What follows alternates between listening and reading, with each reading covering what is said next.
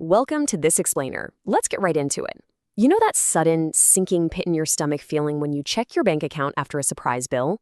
Yeah, we've all been there. Saving money is incredibly tough, and life has a really funny way of throwing curveballs at literally the worst possible times. But today, we're going to set the stage to achieve true financial resilience. We're talking about building a safety net, step by step, entirely without the panic. Actually, listen to this startling number.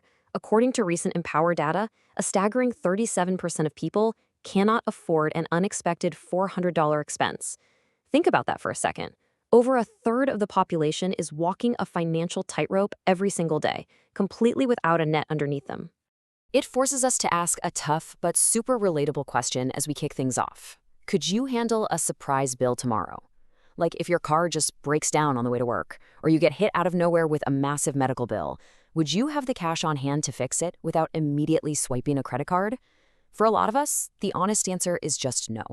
And that reality highlights a massive risk. Okay, let's dive into this. Section 1, the unexpected expense problem.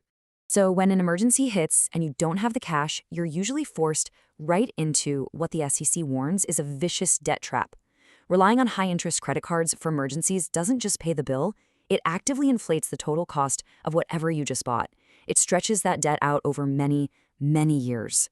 Like the SEC notes, no investment return is ever going to outweigh the massive interest rate you get slapped with on credit card debt. It just becomes harder and harder to escape the cycle. Which brings us to Section 2, sizing your safety net. Let's move to and see how this builds. You see, an emergency fund is definitely not your everyday checking account. It's a dedicated, totally separate cushion strictly reserved for those unplanned, life-altering events. Your absolute first milestone should be a $1,000 starter fund, just to handle minor, everyday hiccups. From there, financial experts generally say to scale it up. You'll want 3 months of essential expenses if you've got a super stable living situation and low expenses. The standard guidance, though, is aiming to hit 6 months. And hey, if you're a freelancer or have unpredictable income, you're naturally in a higher risk category, so you probably want to shoot for up to 12 months of coverage. Let's break down the exact math right here so you can really visualize the goal. If your bare bones essential monthly expenses are around $1,500, a 3 to 6 month safety net means saving between $4,500 and $9,000. If your living expenses are closer to $3,000, you're aiming for $9 to $18,000. And at $4,500 a month, your target jumps up to between $13,500 and $27,000. I know, that sounds incredibly daunting. But remember, you absolutely do not have to build this all in one single month. It's a marathon, not a sprint. Now, you might be wondering what exactly counts as an essential expense when you're calculating this. There was this fantastic debate on the Our 2 Cents show, and they highlighted the difference between, say, paying a gardener versus paying for therapy. Look, during a crisis, you can absolutely go outside and mow your own lawn. But therapy? That might be a crucial survival tool you legitimately need to keep in the budget while navigating the stress of something like a job loss. What's essential is deeply personal to your own survival. Moving on to Section 3, the big bank trap. All right, so you've calculated your specific goal. Where do you actually put the cash? Well, legacy banks, the massive brick-and-mortar ones on every street corner, they typically pay an absolutely abysmal 0.01% in interest. Your money is sitting there doing absolutely nothing.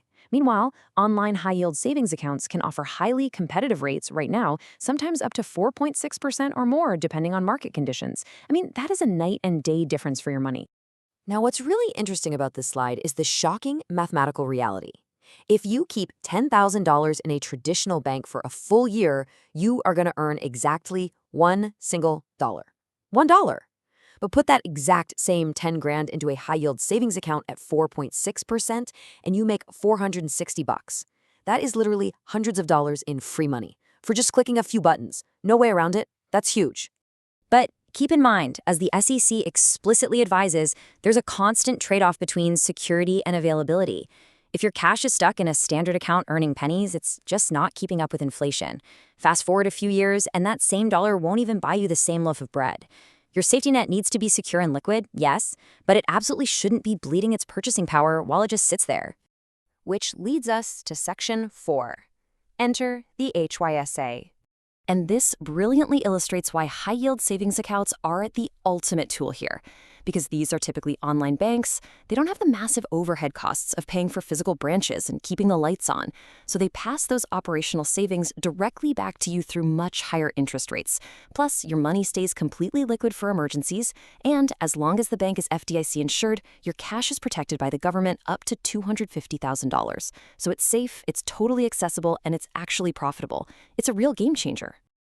All right, Section 5, building your fund fast. Let's get into the actionable stuff. Step 1 is establishing a budget so you can actually tell your money where to go. Step 2, and this is the real secret sauce, automate your transfers. Treat your emergency savings like just another non-negotiable monthly bill. If you automatically transfer $50 or $100 every single paycheck, you literally won't even miss it.